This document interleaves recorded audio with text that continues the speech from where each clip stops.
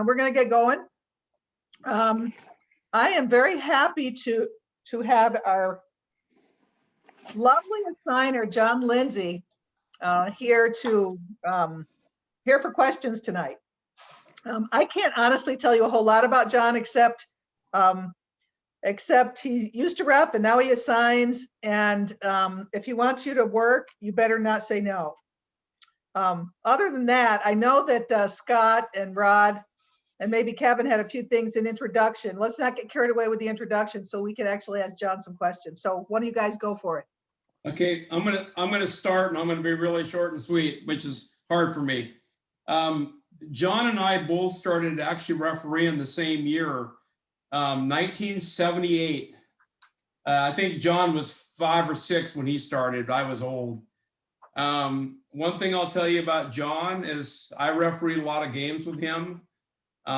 He was always better than I was. He always had better common sense than I did. And he was probably one of the best partners I ever had coming through the ranks of the PNBOA. He worked several state tournaments, was always successful in the state tournaments. We all see him as an assigner now, so I just want to throw it out that John did his time in the stripes and was very good at it. And I'll throw one thing in for Kelly since she's at a social distance business meeting tonight. John was the best partner I ever worked with. Kelly worked a lot of Division II and Division III college games with John back in the day, and she just wanted to chime in with her 2 bits worth. So that's all I got. Okay, what about you, Rod? I would like to echo what Scott said, although I didn't have the pleasure of working with John except for one game, and he won't remember this because I'm sure I was a first-year apprentice at Kellogg Junior High. Incidentally, the same junior high where as a snot-nosed 7th grader, Rod Thornley was once my substitute teacher in social studies. So I have a deep PNBOA history with my junior high school. I will tell you this, that Scott says that John reffed numerous state tournaments and did well. That's when state tournaments were for grown-ups. Like, that's not to take anything away from those of us who have worked state tournaments recently, but I mean, it was cutthroat, 2-person, and it was a grind. There would be guys that were future Division I refs that couldn't snip a semifinal in those days. And so I like to say that was when it was real challenging. And like I said, that's not to take away anything from those of us who worked in recent years. John is the master of common sense. And so for those of you who are newer to the association and only know John from his gruff demeanor, he listen to him because you will learn. He is the master of common sense. And I can't put into words how much I've learned from John over the years. Throwing it to Kevin. You know, I had the I don't know, luxury or honor. I worked with John, I think only once. And I don't know, I remember this game vividly. It was in my early career, a young varsity official. It was O'Day at Seattle Prep. You know, it was a packed house, 2-person days. And it was a hell of a game. And I don't even remember who won. But the next day, I get a phone call from the assigner at the time. It was Larry Luke. And you guys know, when you get a phone call from an assigner after a game, you start wondering, right? So I'm thinking, oh crap, what did I do? Because, you know, I'm a younger varsity official. I must have did something wrong. And he calls me up. He says, I got, you know, it was Phil Lumpkin from O'Day complaining. He says, Phil wasn't happy last night. And I said, oh crap, what did I do? He goes, oh, it wasn't you, it was about John. He was complaining about John all night long. And I thought about that. I said, he goes, what happened? I said, I don't know what happened. I mean, you know, everything was fine. You know, I thought about it later. I said, you know, it wasn't, I don't think at all that it was because, you know, I was good that night and John was horrible. I think it was just because, you know, John being the veteran official at the time, you know, he was taking care of me, the younger official, and taking care of all the crap that was going on. So I remember that about John. But what I really remember about this game was not so much about that, was before the game, we hadn't pregame, so I walked in. He was already dressing, and I walked in that little dressing room at Shallow Prep. You guys know, before they remodeled. And here's John, and I could walk in, and I could barely breathe. He was slapping on so much Tiger Balm all over his friggin' body. It was ridiculous. This is toward the end of his career, I think. But again, it was just funny as hell. And that's what I remember. I don't remember the game, any of that stuff. I remember the Tiger Balm I was breathing when I got there. So You know my what's funny is story. now when I work with you, Kevin and Scott, you guys are the ones slapping on 8 braces and this tape and a stretching bar and the Tiger Balm. I was That's what going to say happens the when you same get old. thing. That's my John story. All right. So, John, you did football too, right? Yes. Yeah, we haven't heard any of that. I knew you did some. You probably did playoffs and all that stuff, right? Right. Well, hey, yeah, first of all, thanks, guys. Yeah, when you start putting on more Ben Gay than you should, it's probably time that maybe you get out of it. So I was really lucky when I was a 9th grader at Cordell Junior High. I had a PE teacher named Daryl Zettner, and he at that time was the president of PNBOA. And he would leave school on Tuesdays and Fridays early, and he'd park his car at the back gym so he could hide from the principal to go work basketball games at 3:30. And I basically ran his 8th grade PE class during basketball season. When I got to high school, Daryl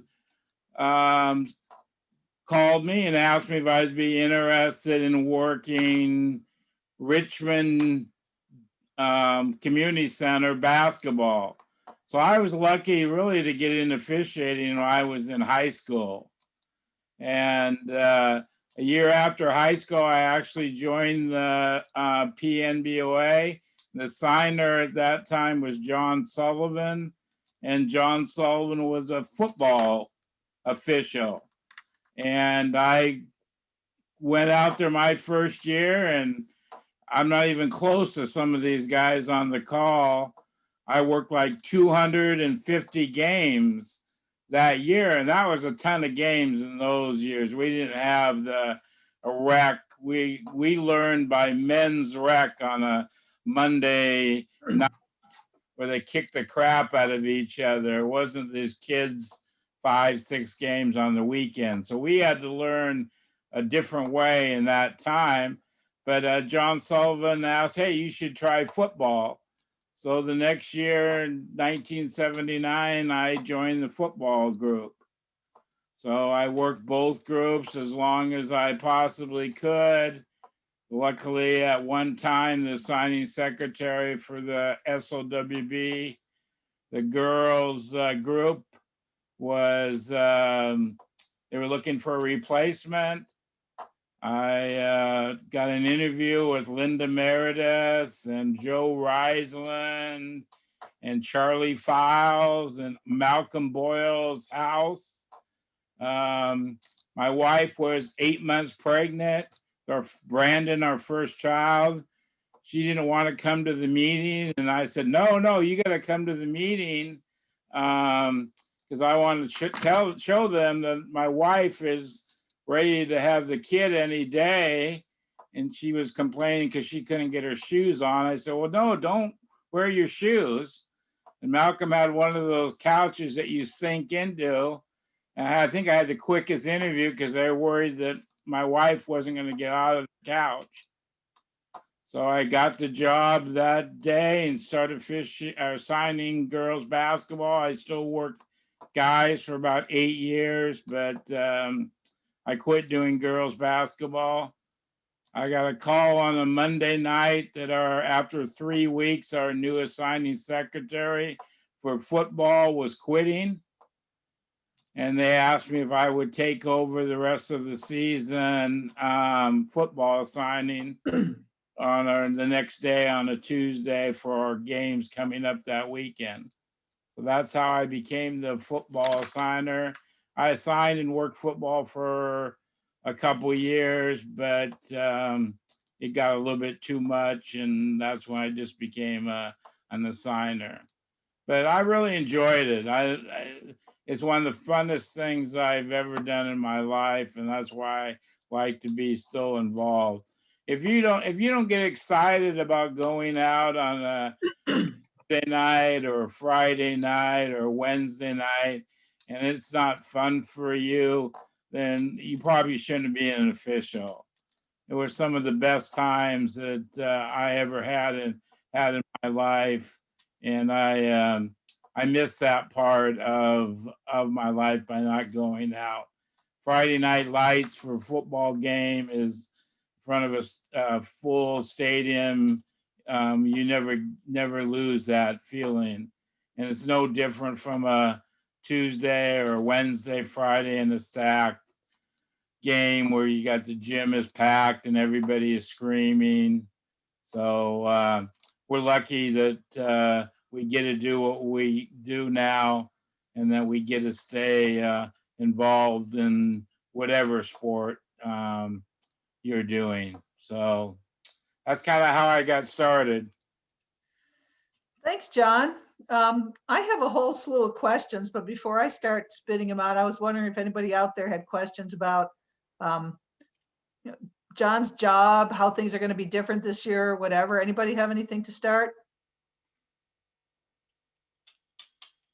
A very quiet audience. All right, I'm going to start out here. John, will you assign based on location more this year than years past? Well, yes, there's a couple of things that be involved with that. Obviously, COVID, but without having any evaluations this year, that will change the signing part of it. When you have to get 5 observations for varsity during the course of the year, then you have to travel more. We don't have 5 observers in a certain area where you can get all those observations in. So people will be working more of a pod or closer to their house and that part of it. So speaking of pods, do you think that you're going to really, like, will I be working with the same 2 people all the time, or it'll just be a group that's in my area that we're all going to kind of be assigned together? Well, there'll be a group, but yeah, if you look at our list of officials, we don't have a lot of officials that live on the east side. We have 1, 2 officials that even live in the Sammamish North Bend area. So to be able to cover all the games on the east side, people will have to do some traveling. But that doesn't mean that somebody that works on the east side and lives in Seattle or North Seattle, won't want to travel. And there's a lot of officials out there that want to work in other leagues. They don't want to work 100% in the Wesco or the Metro or the North Puget Sound. And especially with the schedule that I sent out, the first 2 weeks of the season, all there is going to be Kinko. So if you don't want to go over and work any of the Kinko schools, and obviously we did change the format that I sent out. I mean, Foster, Highline, the Renton schools are now Kinko. So there is going to be games in the South End too. But for the first 2 weeks, if you want to work, we're going to have to cover Mount Si. We're going to have to cover Redmond. But without the valuation system this year, it will give the opportunity for people to work more in one area. I didn't realize they changed Kinko around. I guess I should get caught up. That's why I send out those emails. Yeah, that's why the emails. Well, I must have missed that one. Okay, what about how far out you assign? Will there be any differences this year, or you think Or do you think it'll be pretty much the same as always? Well, I love all you officials, but sometimes officials aren't great on keeping their availability updated. And schools aren't great on getting schedules in and getting updated. I would like to be able to go out, 2 weeks, but most times it's realistic that it's 10 days or so. We all have family, we all have work, we have other responsibilities that come up that changes your availability. So signing basketball or football officials, I found out that the more you sign out in advance, the more cancellations you have, just because things come up. So I think 10 days is enough. Okay. If anybody has any follow-ons to any of these as we go through, please jump in. Okay, so Yeah, let's. John, just back to what you were saying that you have a hard time finding officials to work on the east side. Now, I lived very close to downtown Seattle. I mean, I can't speak for everyone, but for us that live in that area or in West Seattle, it's a lot easier for us to go to east side than go to far north or far south. Okay, it takes me about an hour 45 minutes to go to Bothell High School, and to Mount Side probably like maybe an hour or something like that, because we don't have to fight with I-5 traffic. Go to Bothell High School, you have to fight with I-5 and Lake City Way. I mean, there's no shortcut for us in live near downtown Seattle to go to Bothell High School, Winterville High School, or Auburn down south. The traffic on I-5 and 167 down south. Yeah, so that's my take. For us that in the central area, yeah, we'll be more than happy. I'll be more than happy to go to east side anytime, and preference over the far north end and the far south end. So just for your information, that's all. Part of the signer's job is get to know everybody. You go anywhere. I mean, you've been that way since you first come into the group. But not everybody is that same way and can get off at the appropriate time to do it. But a guy different from you that lives in the Seattle area, they sure can be able to get to Mercer Island, Bellevue, sometimes on the I-9 corridor. So I look at all that stuff. Okay. Part of my job is to try to get to know. If you've been here more than a year, you could probably ask me a question and I would probably know exactly what time you get off, what area you're working at. The first year officials or new people to our group, I try to send out an email and try to learn a little bit about you as an individual. But I pretty much know anybody on the varsity list exactly where they want to go and what time they get off work and what location, because not everybody's the same. Some people work in Seattle and live in Kent or east and west or wherever. Everybody's story is a little bit different, and part of my job is to get that. Now, if you or anybody said, "Oh, this year I'm only available these days" or something, I would hope you would reach out and send me an email and give me a update on your availability. All right, yeah. Hey, John, it's Suzanne. It's so nice to see you. Miss you. We have our own stories, right? That's right. That's right.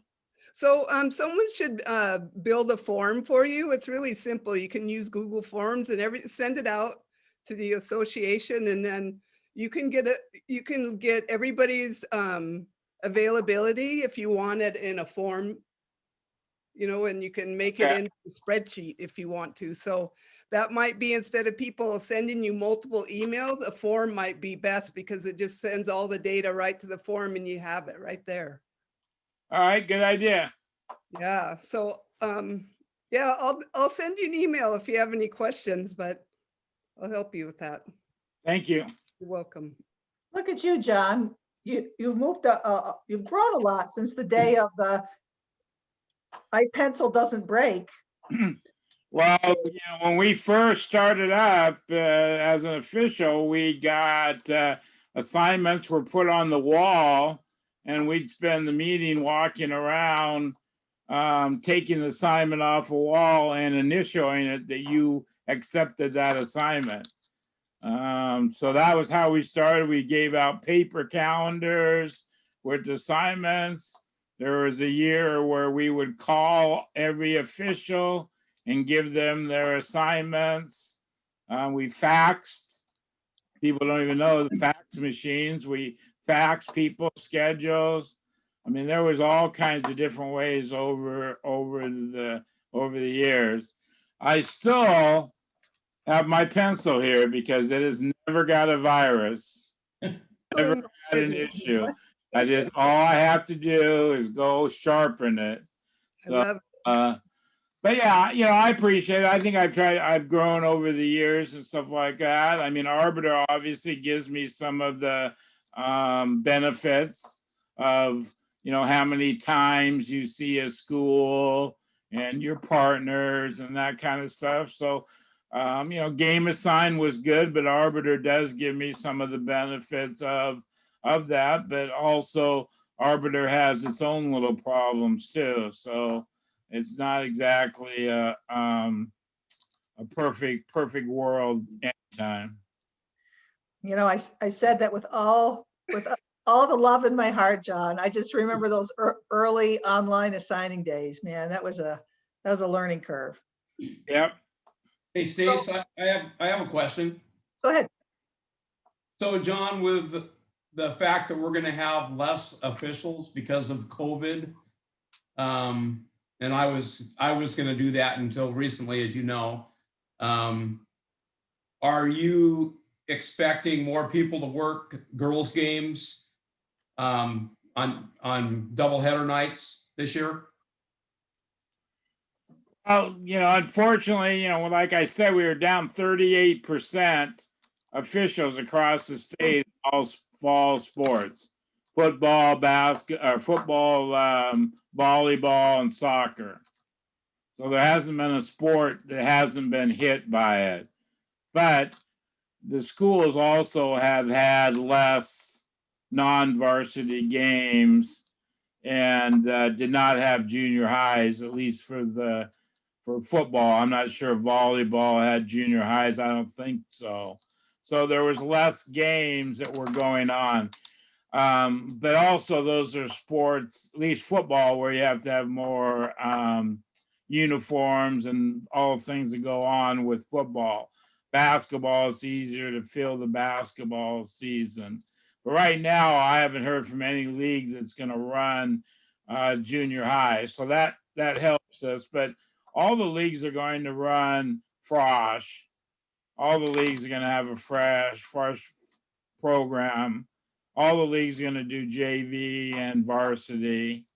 Scott, I just don't know the answer because, like I said, I've been sending out emails, and as many officials that are taking LOAs, I've also had at least 15 people that said they had their first shot or got the Johnson & Johnson this weekend or have their first appointment set up. So as we get people, officials are getting the vaccine, more officials are opening up their availability and realize that they can work basketball. So I think I'm going to know more in the next week or 2 weeks exactly, how many officials we have. And I've been getting, tons of emails from people that are really excited about the season starting and having games. So Okay. it's kind of spread out all the way across the board. I sure would hope that we're closer to, 20% than 38, but you just don't know yet. Yeah. Okay, thank you. So Dan Perry asked in the chat line about the vaccination, about proof. I've heard some officials have used their NASO WOA card that we got. We didn't get a new updated one this year because I didn't think that we were gonna play. But the card from last year, I've heard from 15 people this weekend, and only one person was asked to show any ID or proof of employment. And they showed their NASO card and they had no problem. Everybody else is getting in and getting their shot. So, you know, it's I would love the health department, the state to come up and say exactly this is the procedure for all officials, but you know, they keep saying that they're going to do it, but you know, how long is it going to take? And then I've talked to both ADs from Renton, Seattle, Issaquah, and they're going, why aren't the officials getting the vaccine when they're coming into our building? We don't want an adult to come into our school that hasn't got the vaccine. And you're always going to have people that aren't going to get it. I mean, there's nothing, a lot of you know that I manage bakery drivers, and we now are considered where we can get the vaccine, but we give free flu shots to all our employees every year. And every year we have 30% that won't get it. It's not costing them anything. Some of us because of religious, some of us because they said they got sick last time they get shot. A lot of them just don't believe the government and do not get shots. So it's not going to be any different with the COVID. There's going to be 30% of our society that won't get a shot. So I just know the schools want us to be vaccinated. It makes sense when you're going into their building. You know, we got to remember, this isn't our building. We're going into the school's building. We're going into the school facility. I haven't heard anybody that's had an issue with getting the vaccine. Anybody that was over 65 or had health issues definitely had their time to get their shot. We're not taking it from anybody else. There's shots all over. QFC, Safeway, Rite Aid, they all have the vaccine. In the next couple of weeks, more will open up. The governor said on 31st, all people that work in restaurants and other places, if you're in jail, you can get the vaccine. So I don't know, we got to get the world moving, in my opinion. So I'll get off my soap box here, but You know, I've heard of a few of our officials who said they were school personnel because of going into the school to referee, and they didn't have any issue either getting a shot. So I think the thing in the chat though, John, is about do we need to show proof of vaccination when we walk into a school to referee? And I guess the answer is no, because it's not, there's people who aren't going to get them anyways. Is that true? that's exactly it. You can't force anybody unless you have some kind of private company, I guess. Schwartz Brothers Bakery, we could force people, but there's been lawsuits that said you can't force your employees to do it. So we're no different than that. The schools aren't going to ask you, you know, to show them that you got the vaccine shot, but they sure hope that common sense that you would do that. But you're not going to be able to talk. I'm having a hard enough time talking to my family into getting a shot. So yeah, it's not going to happen. Okay, so on a completely different track, we have probably, I think, 3 or 4 of my newest class of apprentices on this call. And I was hoping you could tell them how you are going to go about making their first few assignments. Well, we're going to, obviously we want you to be successful. We want you to come back next year. I know Stacy's going to give me a list of some mentors, some people that you should be working with. That's the first start, is trying to have you with somebody. Maybe, excuse me, maybe it's the person that got you into the association. Maybe it's somebody that Stacy knows, whatever. We're trying to get you a mentor, somebody that you're going to work. So I'll try to schedule you with that person. It's a lot easier if you live in the same area or you have the same ability. Some people want to be mentors, but you know, they don't work AAU games or they don't work Frosh games. So you got to have somebody that's obviously willing to go out there and work some games with you. And then you're going to go out there and work some Frosh games, and you're going to work some AAU games, and you know, you got to throw the ball up and get ready and do the best you can, and listen to your mentor and be willing to ask, you know, every question. It doesn't have to be, can be dumb or what doesn't make any difference. Ask questions, but you don't learn if you don't get your butt out in the court. I mean, you got to go out in the court. So don't be afraid. All of us had to do the same thing. All of us had to. Now, hopefully, the CYO, which is a Catholic youth organization, is going to run games in May, June, and July. And that will get you an opportunity to work a lower level games. And there's plenty of games on the weekend. So we're trying to get you out there, but that hasn't been 100% confirmed either. So most of the officials will, young officials, new officials, be working those Frosh games. Okay, did you say that, I know you mentioned AAU, is that still up in the air, or are there going to be AAU tournaments and so forth? Now, the Peak League at Mercer Island is going to go on the weekend starting April 17th. And that's fourth through eighth grade. So there will be games on Saturday and Sunday, AAU to start out with. They're the only league that we've heard from right now that's going to run anything. I've heard from a couple of high schools about trying to do some tournaments in July and August.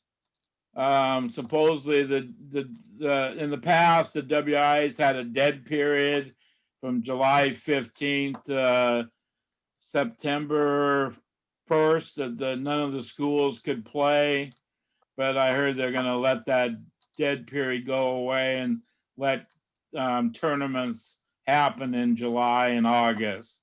So there'd be an opportunity to work some games. But the Mercer Island, I think they play at Hidden Valley, Mercer Island, and then they play at the Rotary in Seattle. So there'll be 3 different locations, and they're going to try to run April and May. But that's the only league that we've heard from. But that would be another good place for young officials to get their start into. Okay. If any of you guys that are brand new have any questions for John, please feel free to jump in, okay? Hey, John, this is Roger. Can you hear me? Yeah. Oh, okay. I'm one of the new guys. Good. So are there any games that might be in the Pierce County area, Tacoma, Gig Harbor area, or don't know yet? We, as far south as we go, is Auburn, the Kent Auburn schools. That area is handled by the Tacoma Association. Okay. And the second question, there's a question on the chat, and I have it as well. So once we get vaccinated, should we bring a copy of the card, or should we also think about scanning a copy or something like that and put it on the certification? Schools won't require it. What the schools are going to do is they're going to have you fill out a form, or have you fill out a form that just asks a couple basic questions. Do you have a temperature?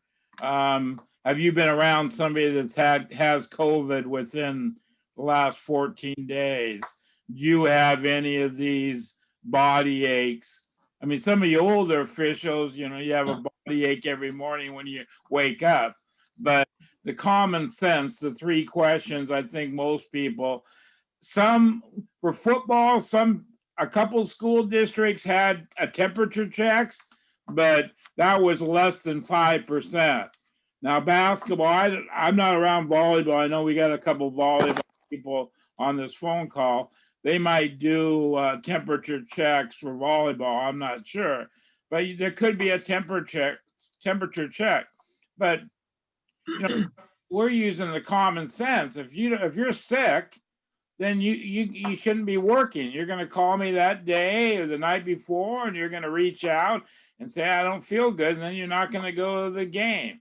There's not going to be no reassigning fee or nothing, but we don't want you out. There's going to be a presentation at the meeting on Saturday that basically goes over some of these COVID protocols. But you won't have to show the school that you got a COVID shot. You do not have to. You're going to have to answer these questions and sign your name and date it. But we had probably 20% of the schools that didn't have us do anything. So it's not every single school, and it's not something that we're looking out to. But you have to sign it or you can't work. Like I said, it's their school. If they come up with it. I wish there was one thing set up for all the WI schools, but it isn't. Every single school district has a different form. Some schools enforced it and got the form, and other ones didn't. So you're just going to have to worry about it when you get to that. Right now, no fans are going to be at any of the schools. So I know a lot of veteran officials really like that. Not going to have any fans at all. You're going to go through and sign this form and work the game, and no parents. I don't know how long that's going to last, but sounds pretty good to me. Me too. Agree. What happens I know we're going to have this presentation on Saturday, so I don't want to ask you all these protocol questions unless somebody has a specific one. But what about, it's my understanding that the refs and the players have to, and the coaches and everybody has to wear a mask. Is that right? That's correct. So have we come up with a protocol for if, like if the students or if the players or the coaches or the bench personnel, they're not wearing a mask or not wearing it properly? Is there anything that we need to do as officials?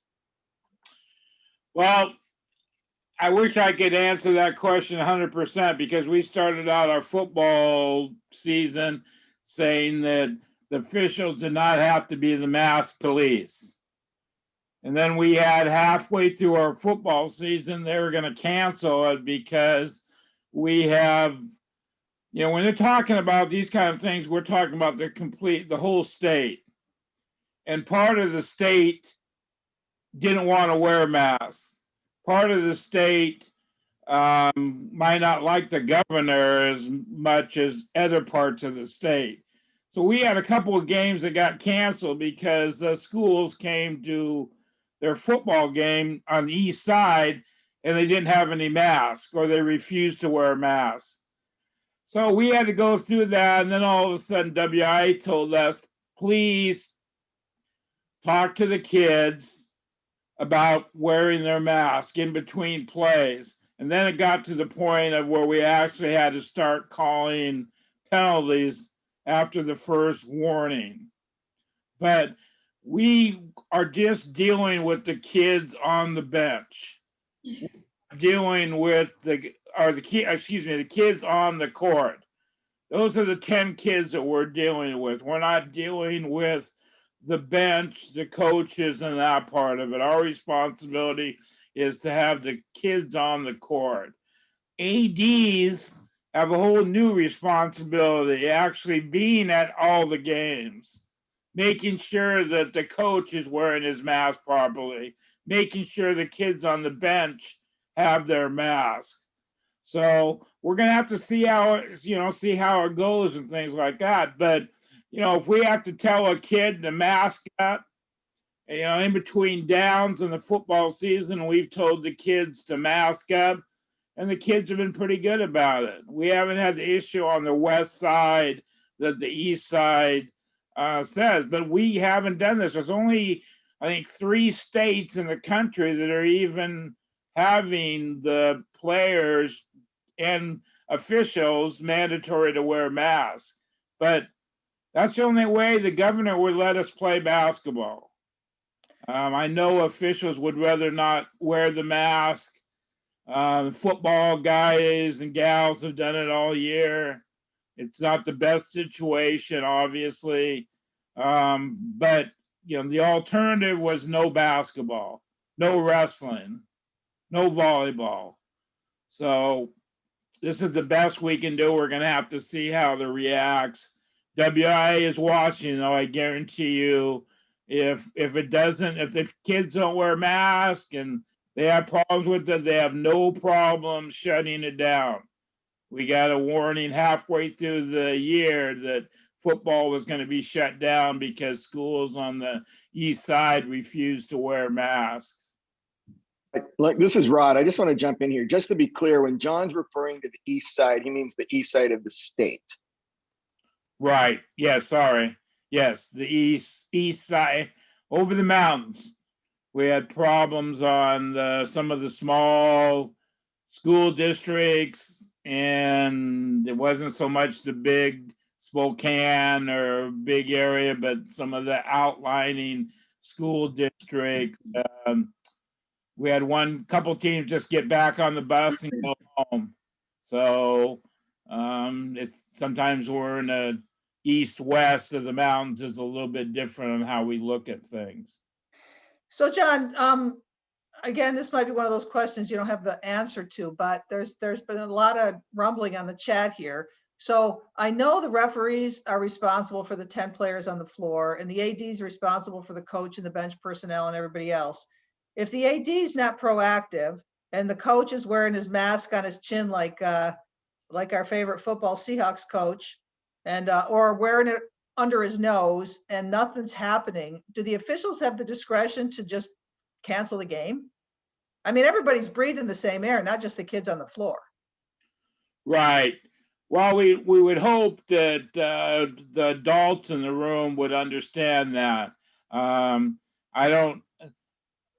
I guess if the best way to handle the situation is to send me an email after the game and see if I can track it down from our end. We haven't got anything from WOA or IA that said that, you know, officials can cancel a game. Like I said, in football, they went to the part of you warned them, and then after you warned them, you gave them a 5-yard penalty. If they did it again, then you gave them a 15-yard penalty.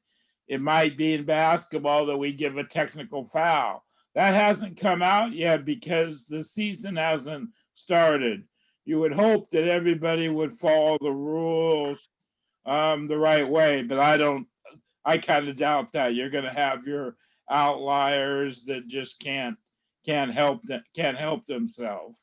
But there's nothing wrong with, as an official, if I was at a gym, I would try to find out who the gym supervisor is, and you know, maybe we can get some help by them too, asking them if they would help us out with this coach. But it might be the visiting coach.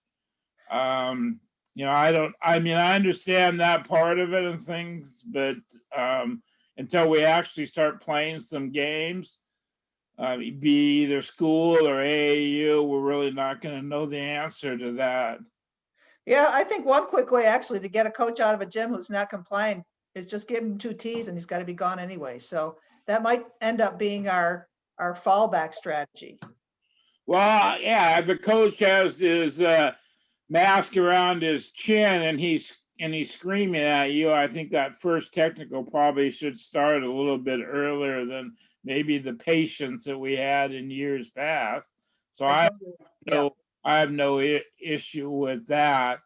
You know, as we get closer to the season, maybe we'll get some more direction from the WIA. And as soon as we get that, then we're make sure that you guys get the same thing. So just read the emails that I send out. Sometimes I don't know if some people, they go to spam, or you're not reading them all and things like that. I tend to try to send out at least an email a week or a couple emails a week when we get into the season. But we have any more direction from the WIA, I will sure get that before the first games on the 13th. Yeah, one of the comments in the chat was that it would be good to get that guidance sooner than later because it might affect people's decisions to referee or not. So I think it's this is a serious thing, this COVID stuff, and nobody wants to get sick now in the 11th hour. So yeah, the sooner we get that stuff and we decide as an organization how we're going to handle that situation, I think we'll be better off. Okay, so there's more questions in the chat. Does it matter what color your mask is? Does it matter what kind of mask you're using? The mask has to be black. Okay, but it's just got to be a mask. It doesn't have to be any kind of mask. Just No. it has to cover your mouth and your nose. Right. Most of the masks that I've seen out there are some kind of have the whistle in them, the whistle mask. There's all kinds of different ones that people have been wearing. It seems that Fox 40 has a few of them. I know there's some on the WOA site. Some people have used the Gator mask, but in basketball that might be too hot inside than outside. The one that I have tried out, and I thought the Fox 40 whistle mask was the best one. I suggested people get 2 of them, so use one in the first half and use one in the second half. So one time thing, and hopefully, we won't ever have to do this again. Yeah, just FYI, I'm having some training with my apprentices this weekend, and I asked Leslie to come out. She has tested out a bunch of these different products. So I asked her to come out and do a little demo for our group. And I think I'm going to record it and I'll make it available. So if people want to see what's out there, maybe we can do that. Right. And listen, if you think it's an unsafe environment for you to work basketball this year, then take your COVID LOA. I mean, I wish I could answer every question exactly how it's going to be, but until we throw the ball up and see how basketball, is going to be, I'm not holding it against anybody. People all up and down the varsity list, registered list, are taking LOAs for all kinds of reasons. That's up to you to decide, if you want to work or not. So hopefully you decide to work, and hopefully it will be a safe environment for all of us. But I'm not 100% sure if we could ever guarantee a safe environment in the basketball games. We've had all kinds of strange things happen over the years with fans or coaches, and so I don't know if we could ever guarantee anything to anybody. We would hope that the administrators at the schools are on top of it and are at every game, at every level. And that's what they've told us they're doing so far. I don't know what the volleyball experiences are. Maybe somebody in here that does volleyball can say something, but we're trying to play all the sports. And that was the biggest thing from the very beginning. I had the hope that we would play everything, and it looks like we're going to be able to do it. Hey, there, I think you've already answered this Stacey? question. Yeah, go ahead. Can I elaborate on what I was asking about the guidelines? I just need to know what we're going to be supported in.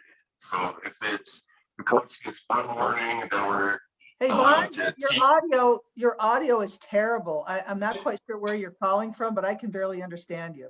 Can't even hear you. Hello, That's better. can you hear me? Yep.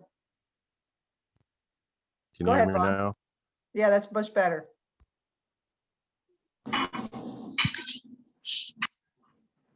Can you hear me, Vaughn? Can you hear me? I can hear you, but I don't think you can hear me. Yeah, I can hear you. Okay, go ahead. Okay. So what I'm looking for is the guidelines and what we're going to be supported in with regard specifically to the coaches, because we know they're going to pull their masks down and be yelling across the court. So if that's going to be okay, then we need to know that. Or we need to know that we can warn them once, then tech them, and then disqualify them. Like whatever it is fine, but we need to know so that we can work. Decide if we want to work. That's my point. Thank you. Okay, well, Vaughn, you do volleyball. So what has been the volleyball procedure this year? I do college volleyball where players are tested. So I haven't done high school this year. I thought you did high school. Okay. So is anybody on this line that did that high school volleyball? When the hell's Lloyd at? Right? Well, we're trying to find out exactly that information before we start the basketball season. Thank you. Do it with the WIA tomorrow and find out, and I'll definitely send something out exactly what the procedure is going to be with dealing with coaches. Thank you.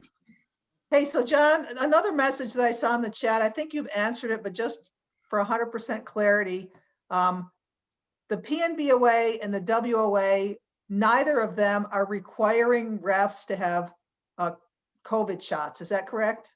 That's correct. Okay. Okay, anybody else have something? Did I miss a question on the chat that I know there's questions about protocols, but I know we're talking about those on Saturday, so we don't have to go into those so much.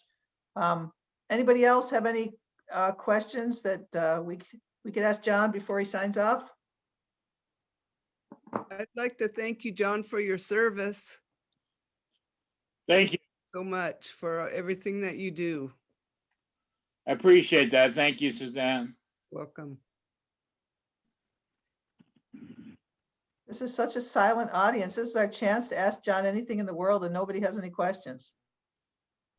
What's your most memorable basketball game that you had in your referee career in basketball? That's a good one. Well, God, I have two. The one's really bad and one's really good. Let's hear the bad one. Oh, that's no, the good one's good. Yeah, I had a partner go down and pass away on the court at a community college game. Oh, okay. So that was definitely the worst ever that ever happened. I had so many of them. Some of them were really great. I can always remember Paul Henderson was a past official who was really good. We had a great Garfield Franklin game in the days when they were both really good. Packed house on a Friday night. Just probably more of the atmosphere with that. I just had so many fun times. You know, I just think that we're so lucky with what we do.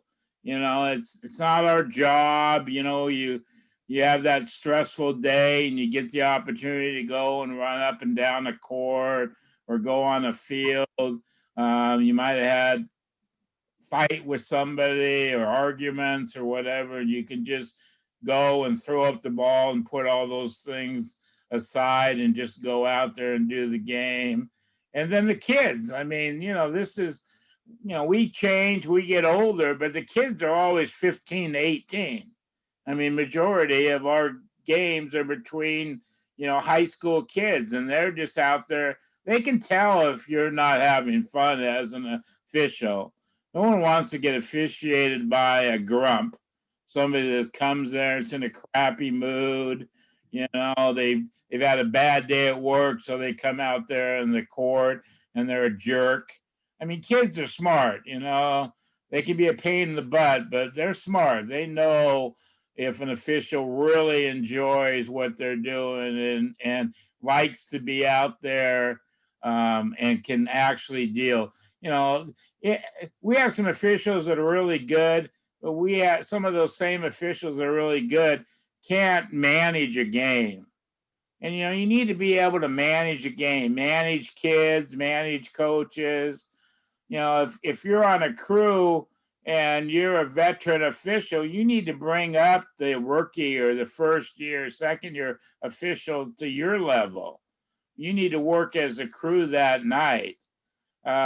Liking somebody, not liking somebody shouldn't have anything to do with it. We're trying to make the game better, and we're trying to make it better for the kids.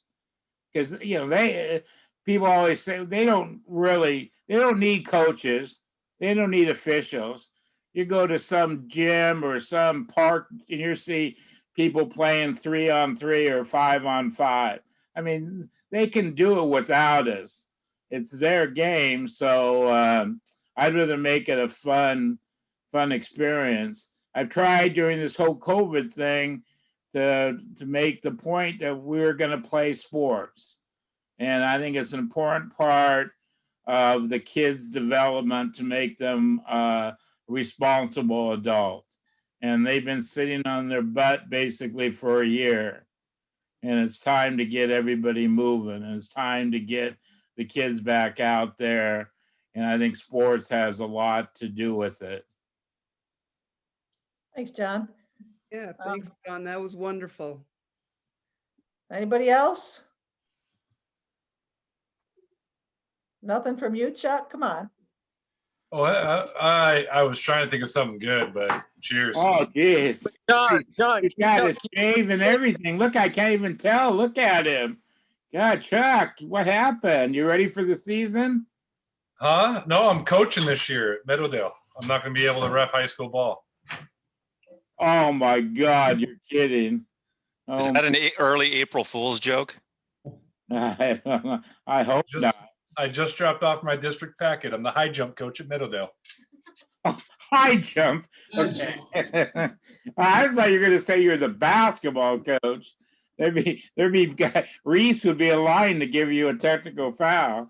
All the North End people, geez, they could hardly wait for that. I was going to say I'd take a game at Meadowdale for that. Well, Chuck's an Edmonds Woodway grad. They'd probably run him out of the county if he took the job at Meadowdale. Hey, somebody asked my favorite team. I absolutely bleed purple. Anybody with the Huskies. The best thing, I've already made ticket reservations for Michigan, Huskies at Michigan football in September. I can hardly wait. So I definitely blew that. And hey, my dad took me to the Sonics. We had season tickets to the Sonics. I knew every single spot in that arena. I can hardly wait for when the Sonics come back again. And of course the Seahawks. So yeah. What about the hockey team? Are you going to be a hockey fan? Well, I did go to some Totems games with my dad, but it's been a long time. I'll definitely support him, and I'll probably go to a game, but it's going to take me some time to. We just haven't had the big time hockey here. I know there's some Thunderbird fans and that part of it, but it's going to take a little bit there. But it's exciting that hockey is going to lead to basketball. It might take a few. If you have anybody has like $2 billion that wants to buy a team, we get basketball sooner. But it'll be here. It will be here. I thought you were going to say $2 billion to go to a hockey game. It's not that expensive. Hey, John, they've changed the hockey rules, I think, for the better. It's really exciting. If you liked hockey at all, and I can't wait to have the Kraken, even though I hate the name, start playing. Well, somebody put in about Freddie Brown. No kidding. I mean, we had a lot of us in this room refereed his sons. All of his sons. Yeah. So we have Freddie Brown, Slick Watts. A lot of us have refereed the Watt family, coached. I think a lot of people in this room probably gave him a technical foul. So yeah, there was a lot of I those bring back the days. One of my biggest memories is going to the basketball in 1978, the 7th game of the basketball NBA championship against the Washington Bullets, where we lost. The 7th game, the ball went through Jack Sikma's legs with about 10 seconds to go, and he would have grabbed the ball and we would have tied the game. And then, of course, the next year in '79 is when the Sonics won the championship against those same Washington Bullets in Washington. So, yeah, I have a memory of, like I said, my dad started me in the sports journey, and he was a big fan of that. And we also went to tons of closed circuit boxing matches. I saw all the Ali Frazier fights at the old Metro Arena. I saw a championship fight with Boone Kirkman at the Seattle Arena, or at the Coliseum at that time. So yeah, it's sports is part of my life for a long time. All right, thanks, John. Anybody else have any questions before we call it a week? Don't turn back games to watch a Lion King. Yeah, come on, Randy, what's going on? Yeah. Hey man, it was just a date night with wife, so. And don't have kids during the season. You gotta plan accordingly, right? Okay. That's funny. All right then. John, thanks for taking the time tonight, and I'm hoping to send you a bunch of new officials soon. And everybody stay safe, okay? Thank you. Have a great Thank you, John. See everybody Saturday. Thanks, See you guys. John. Have a good night. Bye, Suzanne.